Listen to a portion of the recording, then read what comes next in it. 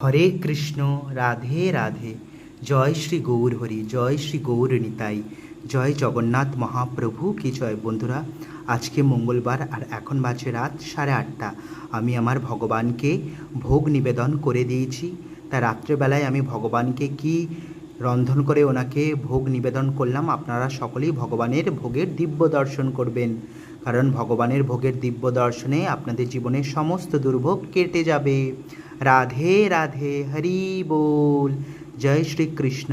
তো বন্ধুরা, আপনারা সকলে ভগবানের রাত্রেবেলায় শয়নের আগে ভগবানকে যে ভোগ নিবেদন করি সেই ভোগের আপনারা দর্শন করে নিন। আমি আজকে আমার ভগবানের জন্য কি রন্ধন করে ওনাকে ভোগ নিবেদন করেছি।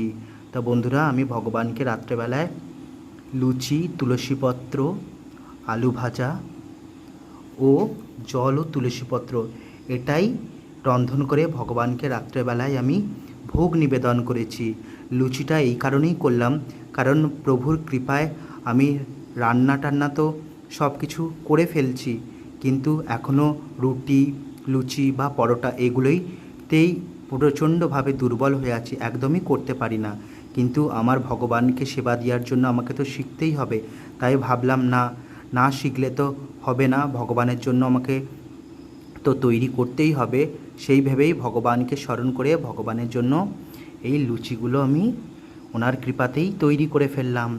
সাথে তো আলু ভাজা আর জল ও তুলসীপত্র। আপনারা সকলে ভগবানের ভোগের দিব্য দর্শন করে নিন, কারণ ভগবানের ভোগের দর্শনেই আপনাদের জীবনের সমস্ত দুর্ভোগ কেটে যাবে। তার সাথে দর্শন করে নিন পরব্রহ্ম পরমাত্মা পরমেশ্বর ভগবান শ্রী বাঁকি বিহারী রাধারমণ গিরিধারী এবং রাধা বল্লভজি, সাথে ভগবান স্বয়ং দ্বারকাধীশের দর্শন করে নিন। ভগবানের দিব্য দর্শনে আপনাদের সমস্ত দুঃখ কষ্ট দূর হয়ে আপনাদের সমস্ত মনস্কামনা পূর্ণ হয়ে যাবে। তাহলে সকলে একটিবার বলুন, রাধে রাধে, হরি বল, জয় শ্রীকৃষ্ণ।